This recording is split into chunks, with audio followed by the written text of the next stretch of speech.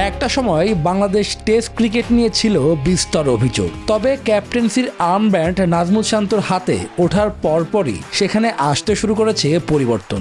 158 টেস্টে বাংলাদেশের জয় 27টিতে, সেখানে সবশেষ 5 টেস্টে টাইগাররা জিতেছে 4 ম্যাচ। মাঠের পারফরম্যান্সে ক্রিকেটাররা এখন যে কোনো প্রতিপক্ষের কাছেই ভয়ের কারণ। এমন পারফরম্যান্সের পরও বাংলাদেশ অধিনায়ক আত্মতুষ্টিতে ভুগতে চান না, দেখতে চান বড় স্বপ্ন। কিছু ম্যাচ জিতেছি অ্যাজ ক্যাপ্টেন, বাট স্টিল অনেক দূরে যেতে হবে।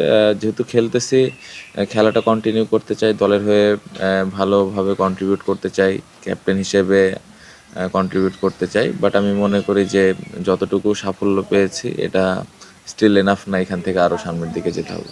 বোর্ডের দায়িত্ব নিয়ে তামিম ইকবাল বিভিন্ন পরিবর্তন এনেছেন, যার অনেক কিছুই ক্রিকেটারদের স্বার্থ রক্ষার্থে করা হচ্ছে। ক্রিকেটের বনেদি ফরম্যাটে বাংলার অধিনায়ক শান্ত মিস্টার খানের ওপরই আস্থা রাখছেন। এই ক্রিকেট বোর্ডটা খুবই ভালো কাজ করছেন সোফার, যতদিনই আছেন।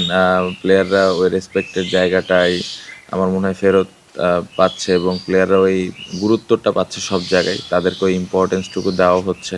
এরই মধ্যে বিশ্বকাপ ফুটবলের উন্মাদনা শুরু হয়েছে দেশ জুড়ে, ক্রিকেটাররাও এর বাইরে নয়। শান্তর পছন্দের দল আর্জেন্টিনা, প্রিয় ফুটবলার মেসি। ছোটবেলা থেকে আর্জেন্টিনা সাপোর্টার, মেসির কারণে বলবো।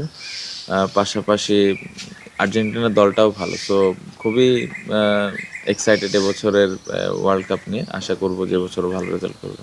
আন্তর্জাতিক খেলা না থাকায় এবার নিজ বাড়িতে ঈদের ছুটি কাটিয়েছেন ক্রিকেটাররা। টেস্ট অধিনায়ক শান্তর ঈদ কেটেছে রাজশাহীতে। কুরবানির সময় আসলে কুরবানি নিয়েই ব্যস্ত থাকা। শুভদেবনাথ, নিউজ 24।